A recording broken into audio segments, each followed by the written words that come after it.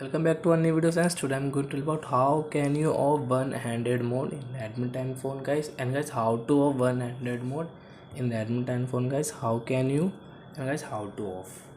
Today I'm going to tell you about the setting in Redmi phone. So before starting video, friends, I want to tell you, if you're new in my channel and you are watching my video first time, so I first of all go and subscribe my channel, click the bell icon and like my videos. Now let's start video, friends. First of all, what will you have to do? Open your phone setting,